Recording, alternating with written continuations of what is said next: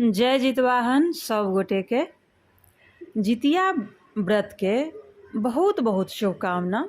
सब गोटे के समस्त मैथिलानी के सभक बाल बच्चा दीर्घायु रहत। मैथिली गीतमाला पूरा परिवार के तरफ से सब गोटे के बहुत बहुत शुभकामना। जितिया के जितिया व्रत के जे पूजा के शुभ मुहूर्त अछि, आइ तऽ 24 तारीख छी, मंगल दिन छी आ अष्टमी आइ कनी लेट शुरू हेतै। तो ओहि दुआरे से जे जितिया व्रत के पूजा जे करबै, डाला जे भरब, ओकर शुभ मुहूर्त की छै, क्या बजे पूजा पर में बैसब, ओ सब जानकारी लऽ कऽ उपस्थित छी। अपने लोकनि सबसे साझा करै छी तऽ सुनल जाओ। आइ जे अजुका पूजा जे अछि, ई प्रदोष व्रत होइ छै ने, ई पूजा तऽ साँझ में पूजा करबै तऽ साँझ में जे अष्टमी शुरू भऽ रहल छै से 6:06 में अष्टमी तिथि शुरू हेतै।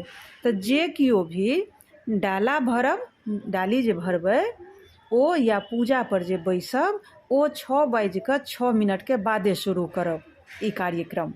भले ही तैयारी पहिलेये से केने रहब, हर चीज के तैयारी केने रहब, लेकिन पूजा पर में जखन बैसब तो ओ समय या 6:06 में, कियाक तऽ अष्टमी तिथि जहन शुरू हेतै तकर बादे पूजा करबै, तकर बादे ने पूजा शुरू करबनि। जितवाहन भगवान के जे पूजा करबनि तऽ हुनकर पूजा तऽ अष्टमी तिथि में होइ छै।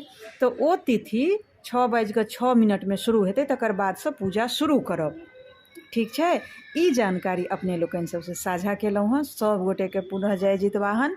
पाबनि खूब नीक से संपन्न हुए, तकर मंगल कामना के संग बहुत बहुत शुभकामना सब गोटे के।